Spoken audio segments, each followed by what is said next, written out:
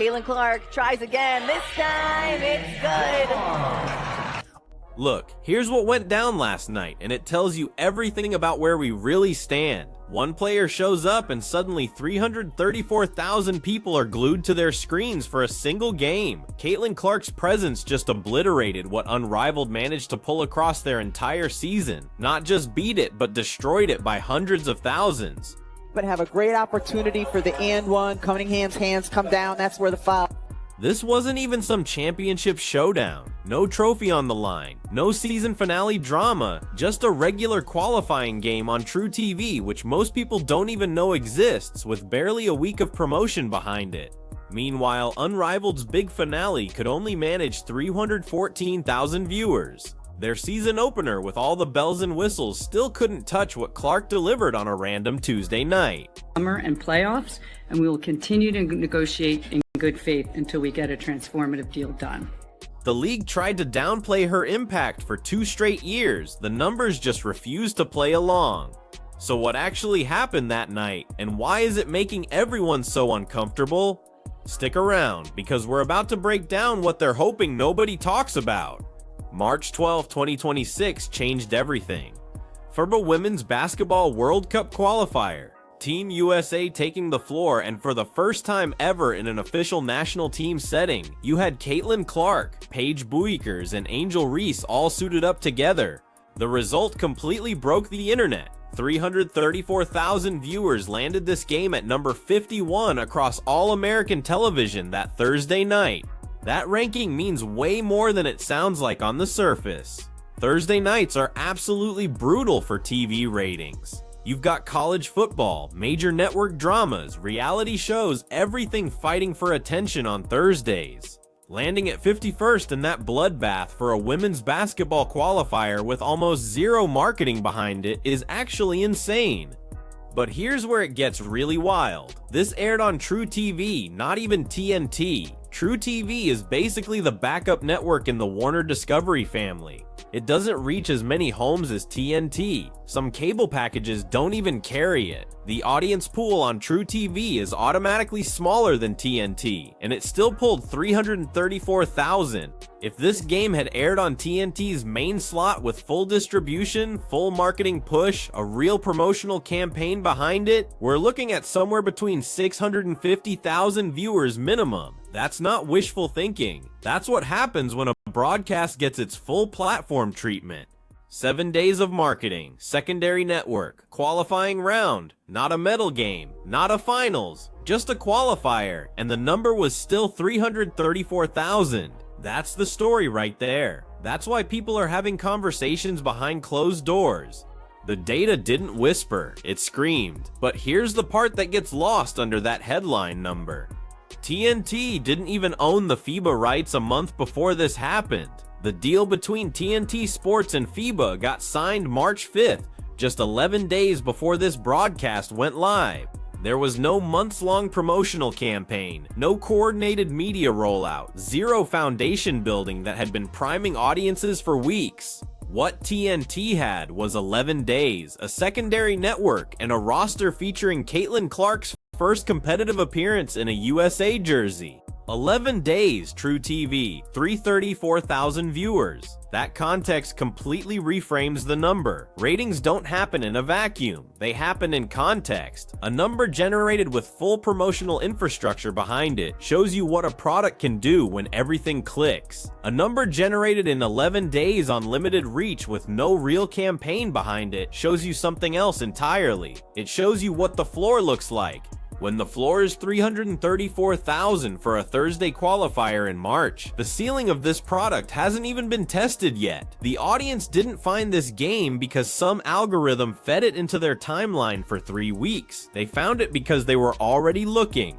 Intentional viewers, people who seek out a broadcast on purpose instead of stumbling into it, are the most valuable audience any network can deliver to advertisers. They show up consistently, they sit through commercial breaks, they come back for the next game. Thursday proved that audience exists. It's organized, and it mobilizes for one specific reason. So where does that leave Unrivaled, the league that TNT has been supporting for 2 full seasons? That answer requires looking at the numbers that came before Thursday. Unrivaled season completely fell apart. The league launched with Big Dreams, a premium women's basketball organization designed to fill the WNBA offseason. It had TNT's backing, real star power, and genuine excitement around the concept. Year 1 generated enough buzz to justify Year 2. Year 2 quietly collapsed. Unrivaled Season 2 ratings dropped about 40% from the previous year. Average viewership across all games on TNT and True TV came in just over 120,000. If you narrow it down to games that aired on TNT only, cutting out the True TV broadcasts that dragged the average down, that number rises to 156,000 on TNT in primetime for a league with legitimate WNBA talent and a full marketing machine behind it. The championship game, the finale, the most anticipated moment of Unrivaled's entire calendar, drew 314,000 viewers. That's a decent number for what the league is. It's also less than what a FIBA qualifier pulled 7 days later with a fraction of the promotional resources. The comparison is uncomfortable, but it's honest. Unrivaled's biggest game couldn't beat a qualifying tournament's opening night. Here's the fundamental problem underneath all of this. Unrivaled built its product around the biggest names in women's basketball. The roster was legitimately stacked. Paige Buchers was there, Angel Reese was there, the basketball was real and competitive. But the one name that consistently moves television numbers in women's basketball wasn't involved. And the market showed loud and clear what that absence cost them. A 40% ratings drop in Year 2 isn't a temporary setback, it's a trend. And Thursday night's FIBA numbers put that trend in harsh perspective. The league was built to prove the talent was bigger than any individual player. The audience responded by waiting for the individual player who wasn't there. To understand why that's such a problem, you need to look at what a 40% decline actually means operationally. It's not just bad press, it's a signal to advertisers. It's a signal to TNT's programming department. It's a signal to anyone who has a rights deal, sponsorship commitment, or distribution agreement tied to Unrivaled's performance numbers. When viewership crashes that hard in Year 2, not Year 5, not after some scandal, not during a public controversy, it tells the business side of the equation that the product hasn't found its footing yet. Networks don't panic over one disappointing season. They do start asking harder questions when the trend line points in one direction across multiple years. TNT has been patient with Unrivaled. The broadcast support has been real. The time slots were legitimate. The promotional investment was there. But patience in television is always conditional. It lasts as long as the numbers justify the cost of the bet. A 40% drop followed by a championship that lost to a qualifier on a secondary network is the kind of data that shortens that patience considerably. There's also a roster optics problem that Unrivaled hasn't fully addressed publicly. Every player on Team USA's FIBA qualifier roster except one spent this past season playing in Unrivaled. Paige Buchers played, Angel Reese played, the supporting cast played, the league had the talent. The argument that Unrivaled just didn't have the right players doesn't hold water. The players were there. What wasn't there was the audience's reason to watch at the scale the league needed. That gap between the product on the court and the eyeballs in front of the screen is the real challenge. Unrivaled carries into Year 3, and Thursday night's qualifier made that gap visible in a way that even the most generous reading of the season data couldn't hide. The league was built to prove the talent was bigger than any individual player. The data over 2 seasons has a different answer. This part of the story is straightforward, even though the industry spent 2 years pretending it wasn't. Caitlin Clark didn't play in Unrivaled. She sat out both seasons of the league entirely. No statement about why, no drama, she just wasn't on the roster. Every other major name in women's basketball was there. Paige Buchers played, Angel Reese played. The league had the talent. What it didn't have was the player who had transformed women's basketball viewership over the previous 2 years. The player who made the 2024 WNBA season the most watched in league history, who shattered attendance records, who generated the kind of mainstream crossover attention that executives spend years trying to create. Caitlin Clark wasn't in Unrivaled, and for 2 seasons Unrivaled ratings declined. Then she put on a national team uniform for the first time in a competitive game. 1 qualifier, 1 True TV broadcast. 334,000 viewers. The math isn't complicated. One observer put it this way: after the numbers came out, only one of these players on the national team was not playing in Unrivaled. So if the ratings jump above 200,000, there's only one explanation. They jumped to 334,000. Now, according to reports floating around after the broadcast, TNT is trying to get Caitlin Clark into Unrivaled. The network that spent 2 seasons broadcasting a product without her is apparently making the pitch, now that the data has made the situation impossible to ignore.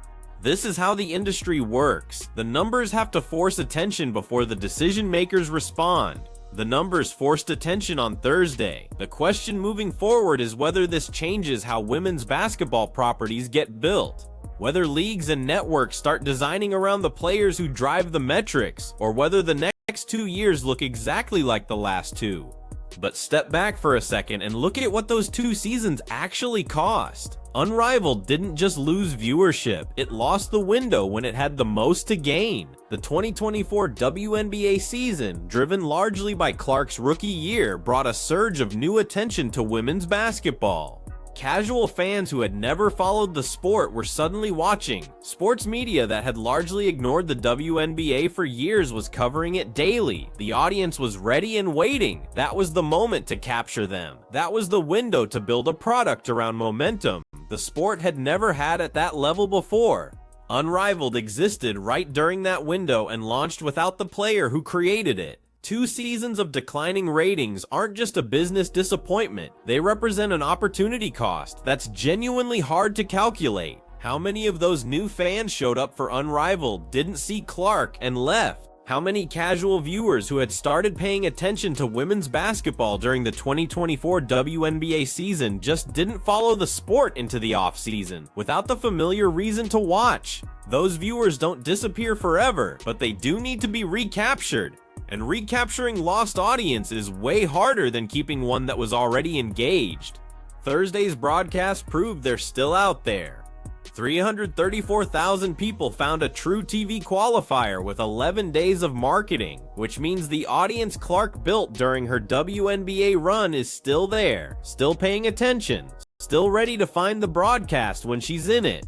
That's actually the most important number inside the 334,000 figure, not just the size of it, but what it confirms about where that audience went during the Unrivaled seasons. It didn't go anywhere, it was waiting. TNT apparently gets this now in a way that 2 years of data finally made undeniable. The reports of the network approaching Clark about Unrivaled participation aren't surprising. They're the logical response to a data set that's been pointing in one direction for 24 months. What took longer was the willingness to act on what the numbers were already saying. Based on what happened March 12th, the market has already made its choice very clear. The only question left is whether the people building these products are finally ready to build around it. Something weird happened with the FIBA MVP fan voting, and it turned into a whole separate conversation online. Caitlin Clark and Paige Buchers were both nominated for FIBA MVP recognition, with fan voting open to the public. For most of the voting period, Clark held a clear and steady lead, organic, consistent growth over hours of open voting. Then Paige Buchers got about 10,000 votes in 5 minutes. 10,000 votes, 5 minutes. No explanation, the internet caught it in real time. The word botting, referring to the use of automated software or coordinated mass voting campaigns to artificially inflate vote counts, started trending almost immediately. Online fan voting in sports and entertainment has a documented history of manipulation. Coordinated fan groups, voting automation, organized campaigns have influenced countless online polls. But the timing and scale of this particular surge made it very hard to explain naturally. It's worth being clear about something. This isn't a shot at Paige Buchers. She's a legitimately incredible basketball player. Her national team debut has been one of the most anticipated storylines heading into 2026. The weird voting pattern isn't her fault and doesn't reflect on her as a player. But the pattern itself deserves honesty. When a candidate holds a lead throughout an entire voting day and then loses it in a 5-minute 10,000 vote spike, that's an anomaly. It's the kind of anomaly that would get flagged in any online poll regardless of who the candidates were. What the voting controversy revealed more than anything is that the Caitlin Clark fan base is intensely engaged and watching closely. Any irregularity in numbers connected to her ratings, votes, attendance figures get scrutinized immediately and publicly. That level of audience engagement is exactly what makes her a television phenomenon. It's also exactly why the MVP voting story spread as fast as it did. FIBA hasn't commented publicly on the voting irregularity. Whether the final results stand or get reviewed remains an open question, but the story is out there. Once a number gets that kind of scrutiny online, it doesn't just quietly go away. To understand why this particular spike generated so much attention, it helps to look at how fan voting normally works at scale. Large organized fan communities can absolutely drive vote totals. That's not unusual. A viral post, a well-timed push from a major account, a coordinated reminder to a fan base of millions, all of that can produce noticeable surges. But those surges have a pattern. They build over minutes, peak, and gradually decline. They follow the rhythm of human attention, which spreads and fades at a recognizable pace.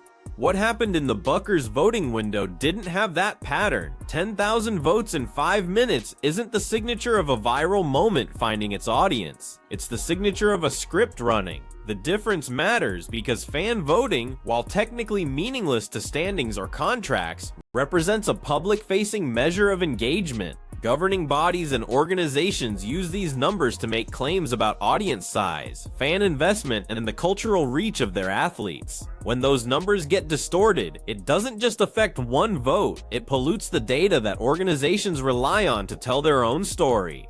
There's also a broader irony at the center of this specific incident. The entire week was already a conversation about real numbers versus manufactured narratives. The 334,000 viewership figure was real, organic, unmanipulated, generated without coordination, without automation, without any campaign directing people to a television screen. It happened because the audience chose to show up. The MVP voting spike happened under completely different circumstances, and the contrast between the two made the irregularity harder to dismiss. For Caitlin Clark, none of this changes anything material. She had the lead before the spike, and the ratings data exists independently of any vote. But for people tracking the online environment around women's basketball closely, the incident was another data point in an ongoing pattern. One that surfaces consistently whenever Clark is involved in a public, measurable competition. While FIBA was breaking viewership records on Thursday, the WNBA was stuck in a different kind of room entirely. A negotiating room where the calendar keeps moving and the deal keeps not getting done. The collective bargaining agreement between the WNBA League and the Players Union has been in talks for months. Commissioner Kathy Engelbert set a Monday deadline for a deal to be reached. Monday came and went, no deal. Tuesday followed, still no deal. Engelbert addressed the situation publicly, acknowledging that both sides were still at the table and that negotiations had extended into a late-night Sunday session that reportedly ran until about 3 a.m. Her public statement roughly indicated that the process was complicated, that there were major structural issues to work through, and that the league was committed to getting the deal done. The problem with that framing is it's the same framing that's been used for weeks. When a deadline passes without action and the same language gets recycled, we're making progress. It's complicated. We're going to get this done. At some point it stops reading as reassurance and starts reading as stall tactics. The two main sticking points in the negotiation, according to reporting, are revenue sharing and player housing. Revenue sharing is a standard point of contention in any major sports CBA. The question of what percentage of league revenue goes to players versus staying with ownership is a fundamental one. In a league where revenue has been growing partly due to increased attention that players like Caitlin Clark brought to the WNBA in 2024, the stakes of getting that number right are higher than in previous negotiations. The housing issue is more unique. WNBA players have historically received housing as part of their compensation package. Teams provide accommodations during the season because player salaries, while improving, haven't historically been high enough to cover housing in major markets without hardship. The negotiation around whether this benefit continues as is, gets restructured, or gets converted into additional salary has been one of the more contentious points. Outside counsel involved in the negotiations told reporters after the Monday deadline passed that for what they described as the first time in the process, real progress felt possible. The estimate given was that a deal could potentially be finalized within 15 to 20 hours from that point. Whether that timeline held is a separate question. Here's the bigger issue though. The WNBA is at a moment of real momentum. The 2024 season was the most watched in league history. The cultural conversation around women's basketball is at a level that coaches and executives spent years hoping for. The worst possible backdrop for this moment is a labor dispute that bleeds into the spring, delays training camps, and gives the sports media cycle something negative to write about instead of basketball. A lockout, even a brief one, sends a message about league health that takes time to walk back. Players need certainty to plan their off-seasons. Teams need schedules locked to build promotional calendars. And fans frankly have enough going on without following a CBA negotiation to figure out when the season starts. Engelbert said publicly that when this deal gets finalized, it will be historic. She might be right. A strong forward-looking CBA that addresses revenue sharing honestly and treats player welfare seriously could genuinely be a landmark agreement. But a historic deal that arrives 2 weeks late after multiple missed deadlines under the threat of a potential lockout carries a different kind of headline. One that starts with what took so long, instead of here's what they built. The window for this to be a celebration story instead of a cautionary one is closing with every day that passes. 34,000 viewers, one qualifier, one Thursday on a secondary network. Unrivaled season average didn't come close. Their championship night fell short. And the league that spent 2 years building a product around everyone except the one player who moves the needle is now reportedly making the call. The CBA still isn't done. The MVP voting drama is still fresh. FIBA just handed women's basketball a number that cuts through all of it. If you've been following this story build, you already knew which direction it was heading. The data has spoken multiple times now. The real question is, who's actually listening? Drop your thoughts in the comments below and stay tuned because the next chapter of this story is already in motion.